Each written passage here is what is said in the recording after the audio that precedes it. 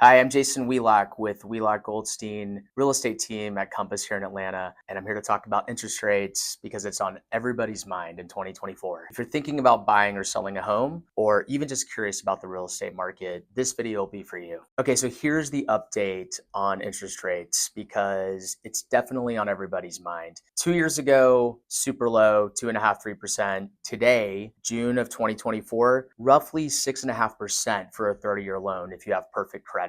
And that can change a little bit every day. Over the past few months, it's been ranging anywhere from 6.5 to maybe even 7.5%. All right, so why the high interest rates? And it's fairly simple. Inflation has become an issue in the US. After the COVID pandemic, there was a lot of stimulus pumped into the economy, which made prices go up across all goods, services, and housing. So the Fed was forced to raise their key interest rates, which indirectly impacts mortgage interest rates. Now, it doesn't necessarily follow exactly the same path. If the Fed raises the rate 1%, mortgage rates don't go up 1%. But the 10-year Treasury bond is generally a government-backed bond that is tied loosely to mortgage rates. And historically, whatever the 10-year Treasury bond is, interest rates are roughly 1 to 2% higher than that. All right, so what do interest rates mean for your mortgage payment if you're looking to purchase? Or if you're looking to sell a house, should you be concerned about the current state of things? Well, first of all, if you look at rates, they generally, for every 1% increase in rate, will affect your payment by roughly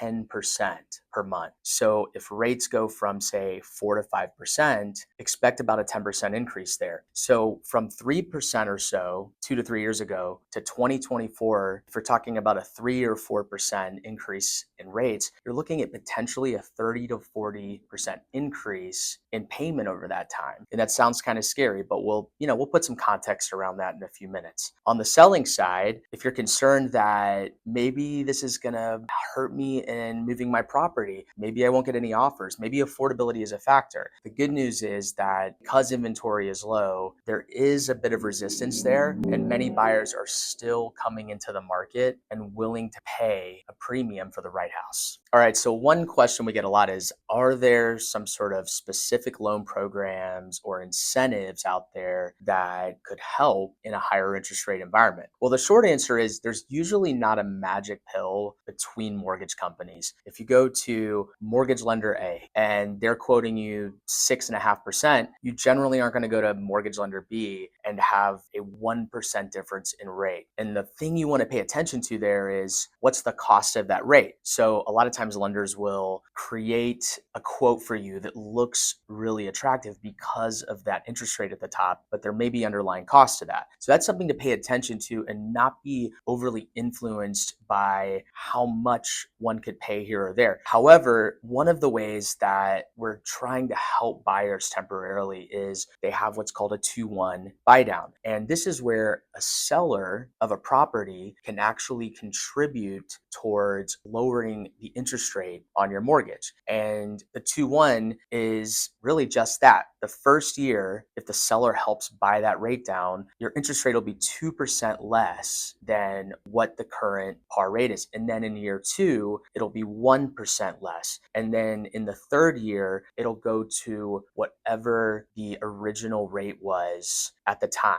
And that might be kind of scary because it's like, oh, well, I only have a short period of time that I'm, carrying a lower payment. Well, most of us believe, most economists, that rates will soften and come down as inflation cools off the next year or two. So what this allows for is you to refinance into a better rate by that time. And the good news is a lender is not going to pre-approve you for a payment in 2 years that you can't afford. So ultimately, even if worst case scenario rates didn't correct enough, you would have already been qualified with your income to be be able to afford today's current rates, but it's a nice compromise to help us get through a higher interest rate environment. All right, so many home buyers are asking themselves, and I get it, why would I do this right now? Why would I move and not wait for rates to come down in 1 or 2 years? Well, there's an old adage that you marry the house and you date the rate. So look, when rates go up, it certainly cools the pace of real estate increasing. And when rates do come down in 1 to 2 years, so many of the folks that are sitting on the sidelines, they're going to jump into the market and that will heat up pricing again. And if you pay a higher price, you're not going to get out of that. It's just there. But if you get a little bit of a higher interest rate today, but maybe a little bit more of a competitive price, you can refinance that rate in the next year or two. And ultimately, I think you'll be in a better position. All right. So, of course, as a realtor, I get the crystal ball questions all the time. What will interest rates do in 1 or 2 years? And frankly, even the best economists don't know this answer for certain. And so let's just use a little deductive reasoning though. Generally, what comes up must go down. The short answer to this is I don't know when rates will cool off. Nobody does. But what we do know is it's tied to inflation. So as goods and services and housing continuously reach a point where they're not increasing more than 2%, which is what the federal government has said is their target, then the Fed will lower their key interest rates and all of the other indicators like mortgage rates will follow. If I had to be a fearless predictor, I would say 12 to 24 months is a really safe bet for rates to return to a more normal place.